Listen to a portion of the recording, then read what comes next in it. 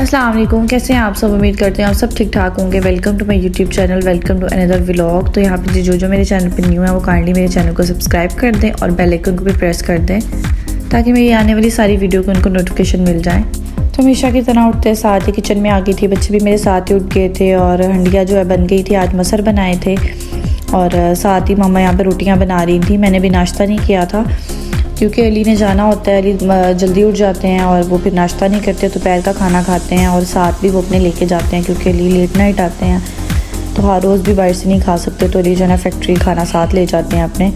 तो इसलिए मैं और मामा जल्दी से किचन में लगे हुए थे ताकि इनको खाना शाना दे दें। और उसके बाद मैंने कहा मैं नाश्ता कर लूँगी। बच्चों को मैंने टीवी लगा के आगे बिठा दिया था, मुझसे आराम से अपने कार्टून वगैरह देखने लग गया था। किचन का काउंटर खोला तो वो सारा गंदा हुआ था। अचार की बाल्टियाँ इसमें पड़ी होती हैं, वो कहीं से लीक कर रही थी, इसकी वजह से सारा ऑयल जो है ना वो एक बाल्टी से निकल के तो काउंटर में सारा फैल गया। उस काउंटर में काफ़ी ज़्यादा मेडिसिन भी पड़ी होती हैं तो हम लोग समझे थे कि शायद वो मेडिसिन गिरी हैं। तो मामा ने सारी मेडिसिन जो है ना निकाल के बाहर रख दी कि चलो देख लेते हैं इनमें से कौन सी चाहिए कौन सी नहीं चाहिए। तो वो जब खोल के देखा तो वो कोई भी सिरप नहीं गिरा था। तो बाद में जब उसको हाथ लगा के देखा तो वो ऑयल गिरा हुआ था, ऑयल की सरसों के तेल की स्मेल आ रही थी। तो हमने कहा चलो अच्छा है, इस बहाने जो है ना मेडिसिन वगैरह सारी जो है इनको भी जो फेंकने वाली होगी उनको फेंक देंगे क्योंकि बहुत सारी ऐसी होती हैं पड़ी पड़ी एक्सपायर भी हो जाती हैं, हमें ज़रूरत भी नहीं होती उनकी, बस इसी तरह से पड़ी होती हैं। तो उनको भी सारा जो है ना जो फेंकने वाली थी उनको फेंक दिया ताकि जो ज़रूरत की हैं वो सब क्लियर सामने नज़र आए। अली को खाना शाना देने के बाद मैंने और मूसा ने नाश्ता किया। आर्या को भी भूख लगी हुई थी, उसको भी मैंने फीडर पिलाया और मैंने देखा आटा बड़ा कम पड़ा हुआ था तो मैंने कहा जल्दी से आटा गूंद लेती हूँ क्योंकि बाकी काम तो साथ साथ होते रहेंगे लेकिन एंड टाइम पे अगर आटा गूंदा ना तो फिर उसकी रोटी नहीं सही बननी। तो मैंने जल्दी से जो है ना आटा गूंद लिया। उसके बाद जी काउंटर की सारी चीज़ें बाहर निकाल के उसको भी अच्छे से साफ़ कर लिया। इतनी मुश्किल से इसको साफ़ किया है क्योंकि ऑयल को साफ़ करना बड़ा मुश्किल है, इतनी ज़्यादा चिकनाई होती है कि 3 से 4 दफ़ा अलग अलग कपड़ा लेके इसको साफ़ करना पड़ा है तब कहीं जाके इसकी चिकनाई ख़त्म हुई है। और स्मेल तो फिर भी आ रही थी तो बर्तन धोने वाले साबुन जो है ना उसके साथ उसको साफ़ किया, फिर कहीं जाके कुछ बेहतर हुआ है। एक दफ़ा मूसा ने भी इस तरह से किचन में सारा ऑयल फेंक दिया था। ये किचन का काउंटर खोल के बैठा हुआ था, उसमें ऑयल का पैकेट था तो वो उसने नीचे फेंका, वो सारा फट गया। तो वो भी मुझे भी याद है कि मैंने इतनी मुश्किल से साफ़ किया था। मैं उसको साफ़ करती जा रही थी और वो फैलता जा रहा था। इसका बेहतरीन हाल यही होता है कि बर्तन धोने वाले साबुन के साथ उसे अच्छे से साफ़ कर लें और ऊपर कपड़ा मार लें। उसके बाद मैंने सारे बर्तन धोए, बर्तन काफ़ी ज़्यादा पड़े हुए थे। तो आंटी आज आई नहीं थी, उन्होंने काफ़ी लेट मैसेज भेजा था कि मैंने नहीं आना, हमें पता नहीं था। सुबह और दोपहर दोनों के बर्तन जो है ना हमने इकट्ठे करके रखे हुए थे, अगर पता हो ना तो फिर साथ साथ में धो लेती हूँ। तो फिर मैंने कहा चलें कोई नहीं स्टार्ट करते हैं ऐसे ही। तो मैंने फिर जल्दी से जो है ना बर्तन वगैरह धोए सारे। तो जी बर्तन शर्तन मैंने धो लिए थे, किचन सारा साफ़ हो गया था। और उसके बाद मामा यहाँ पे किचन की डीप क्लीनिंग कर रही थी क्योंकि रमज़ान भी आ रहा है, रमज़ान में ये चीज़ें मुश्किल हो जाती हैं तो इसलिए वो सारा जो है ना वो कह रही थी टेबल भी आज अच्छे से साफ़ कर लेते हैं। उसके मैट वगैरह भी बड़े गंदे हो रहे थे, उनको भी सारा अच्छे से वॉश किया।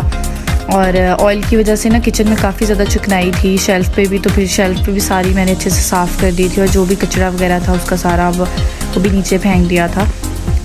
किचन में जितनी भी चेयर्स पड़ी थी उनको भी अच्छे से धो लिया था। वैसे तो वो डेली साफ़ होती हैं लेकिन ना मूसा जब भी उधर बैठता है ना तो कभी ब्रेड खाता है कुछ भी खाता है ना तो वो चेयर पे गिर जाता है और फिर वो उसी तरह से उस पर निशान पड़ जाते हैं और कुछ चीज़ें जम भी जाती हैं उस पर सुबह तक। तो बस इसीलिए ना आज फिर उसको अच्छे से ज़रा पूछ लिया है ताकि वो ज़रा साफ़ सुथरी हो जाए। और उसके बाद किचन भी धुलवा ही लिया क्योंकि चिकनाई भी थी किचन में तो धोना ही ज़रा बेहतर रहना था। चेयर्स और टेबल को धोने की वजह से किचन में पानी भी था तो झाड़ू लग नहीं सकता था, इसलिए जो है ना फिर सोचा कि चलो धुलवा लेते हैं, एक दफ़ा साफ़ सुथरा हो जाएगा। और काउंटर तो पहले ही हम लोगों ने साफ़ कर लिए थे तो इसलिए उनको भी साफ़ करने की ज़रूरत नहीं थी। मूसा को मैंने क्योंकि 10 दफ़ा किचन से बाहर निकाला है, इधर उधर चीज़ें भी दी हैं, टीवी भी लगा के दिया है लेकिन मूसा कहीं भी नहीं टिक रहा था। बस किचन में आके बैठा हुआ था, पानी में हाथ मार रहा था, सारे सॉक्स और शूज़ सब कुछ गीला कर लिया था। पहले मुझे नीचे तंग करता रहा, उसके बाद मैं ऊपर अपना रूम क्लीन करवाने के लिए आई तो फिर मेरे पीछे आ गया।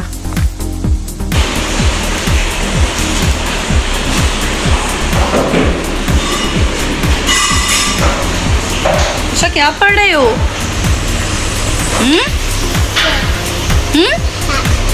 रैबिट, ट्री, 1 2 पीछे है, 1 2 दिखाओ मामा को दो, 1 2 यहाँ पे है बेटे, ये 1 2 1 2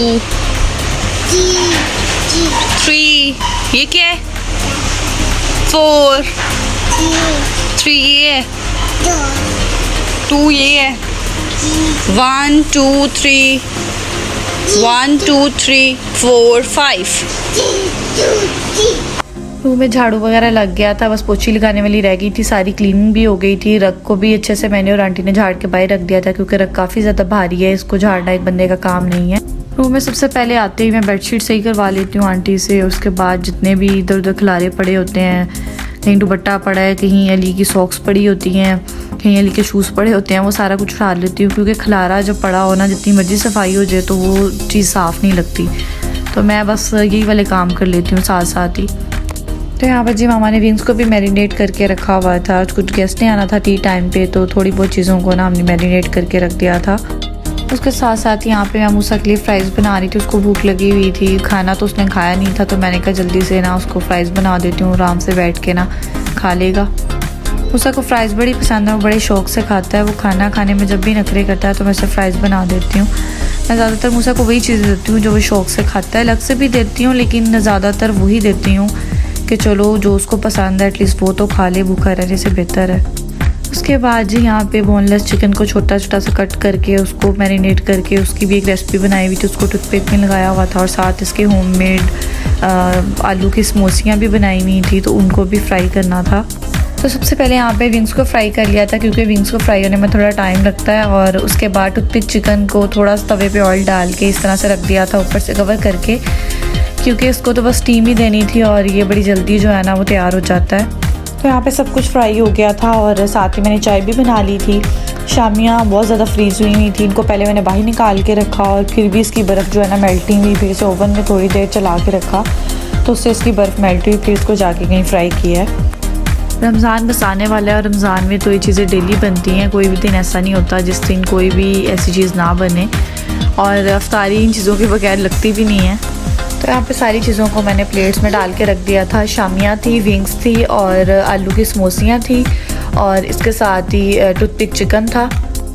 तो यहाँ पे मामा लंच बॉक्स रेडी कर रही थी। आज मसर बनाए थे, तो मसर के साथ जो है ना चार और सैलेड तो मस्त होता है। और अली सैलेड में और तो कोई चीज़ शौक से नहीं खाते, खीरा खाते हैं, तो वही बस काट के यहाँ पे रख दिया था थोड़ा सा। और उसके साथ ही चिकन विंग्स थे और टूथपिक चिकन था और जो फ्राई किए हुए थे वो पड़े थे, वो डाल दिए और उसके साथ मसर का सालन था।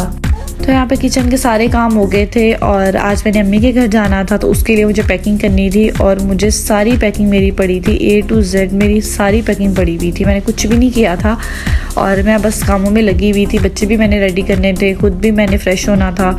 तो यहाँ पे सबसे पहले ऊपर आते ही मैंने बच्चों का एक जो है ना ये मैंने मंगवाया हुआ है दराज से, तकरीबन 2-3 साल हो गए हैं, 2-3 मैंने मंगवाए थे, बाकी फट गई, एक बचा हुआ है। इसके अंदर मैं इनके सारे जो है ना इस पाउच में लोशन, पाउडर और इनका शैम्पू, सोप, हर चीज़ जो होती है ना वो मैं सारी इसमें रख लेती हूँ ताकि मुझे ढूंढनी ना पड़े। तो ये सारी चीज़ें मैं बेबी बैग में अलग से रख देती हूँ। इसमें इनके सिरेलैक और फीडर वगैरह भी इसी बैग में मैं रखूँगी ताकि मुझे आसानी हो। और ये अलग से मैंने बैग रखा है, इसमें मेरा पाउच और चार्जर, हैंड फ्री और मोबाइल वगैरह सारी चीज़ें जो है ना इसमें मैं रख लेती हूँ, क्योंकि कहीं बाहर भी जाना पड़ जाता है तो इसलिए ये बैग होना ज़रूरी है। तो वो भी मैंने साथ रख लिया है और जब मुझे कहीं नहीं ज़रूरत होती तो फिर मैं इसको नहीं भी रखती, बस अपना वॉलेट रख लेती हूँ। और उसके साथ जो है ना ये 2 हैंड कैरी भी रेडी हो गए हैं। छोटे हैंड कैरी में मुसायरा के कपड़े थे और भरे वाले हैंड कैरी में मेरे कपड़े थे। और इनके तो छोटे में भी नहीं पूरे आ रहे थे, तो फिर मैंने बड़े में कुछ जो है ना इनकी जैकेट्स वगैरह रख ली थी, क्योंकि फरवरी के लास्ट पे बारिशें वगैरह भी होती हैं और मौसम भी कुछ इस तरह का ही है, हवाएं वगैरह काफ़ी तेज़ चल रही थी, तो इसलिए मैंने कहा चलो रख लेती हूँ साथ, बच्चों को ठंड वगैरह ना लग जाए। तो ये मेरे सारे बैग्स वगैरह रेडी हो गए थे। ये एक शॉप पर था, इसमें मैंने बच्चों के कुछ शूज़ वगैरह रखे थे और उसके साथ जो है ना ये मैं प्रैम रखनी थी, क्योंकि प्रैम बहुत ज़रूरी है। जब भी कहीं बाहर जाना होता है तो आयरा, मूसा जो भी ज़्यादा तंग करता है उसको मैं बिठा देती हूँ अंदर, तो इसलिए मैंने कहा इसको ज़रा साइड पे रख लेती हूँ। प्रैम के साथ साथ मूसा की साइकिल या गाड़ी में से एक चीज़ मैं ज़रूर रखती हूँ, क्योंकि मूसा उनके साथ बड़े शौक़ से खेलता है, तो वो नीचे ही पड़ी थी, वो भी मैंने रख ली थी। और प्रैम को मैंने कहा पहले साइड पे कर दूँ, ये ना हो एंड टाइम पे भूल जाओ। वॉकर नहीं मैं लेके जा रही थी, वॉकर उधर पड़ी हुई है, तो मैंने कहा कि फिर ये क्या लेके जानी है, इतनी ज़्यादा चीज़ें हो जाएगी। बाय बाय कर दो, बाय बाय कर दो अली को, बाय। तो मैं जा रहा हूँ। मुशा किधर जा रहे हो? बाय, नानो के घर, नानो के घर जा रहे हो?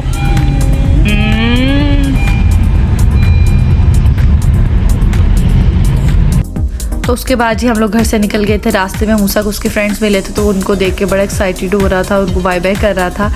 मेरी आदत है मैं जब भी अम्मी के घर जाती हूँ, उनके घर जाने से पहले मैं अपने सारे कपड़े भी वॉश कर लेती हूँ और अपना रूम भी अच्छे से क्लीन करवा लेती हूँ, तो उससे मुझे बड़ा सुकून रहता है।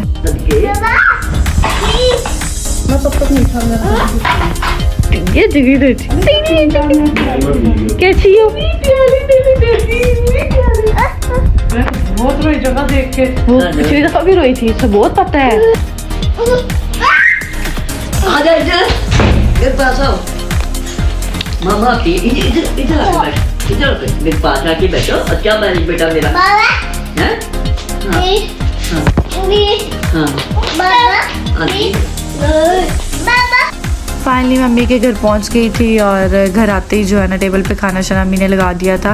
वो कब से मुझे फ़ोन करके पूछ रही थी कि तुमने कब आना है। मैंने उनको टाइम कोई और बताया था और घर से निकलते हुए और काम वगैरह के चक्कर में मैं थोड़ा लेट हो गई थी। हमें भूख भी बहुत ज़्यादा लगी हुई थी। डिनर जो है हम लोग 8 बजे तक कर लेते हैं और आज हम लोग लेट हो गए थे। हाँ जी। हाँ इधर बैठ, मैं अपने बेटे को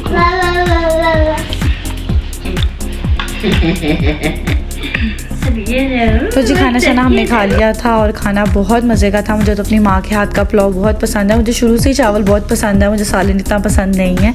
और उसके बाद जो है यहाँ पे मैं गाजर का मुरब्बा खा रही थी। आई होप आपको आज का व्लॉग अच्छा लगा होगा। अपनी दुआ में याद रखिएगा। मिलते हैं नेक्स्ट व्लॉग में, तब तक के लिए अल्लाह हाफिज़।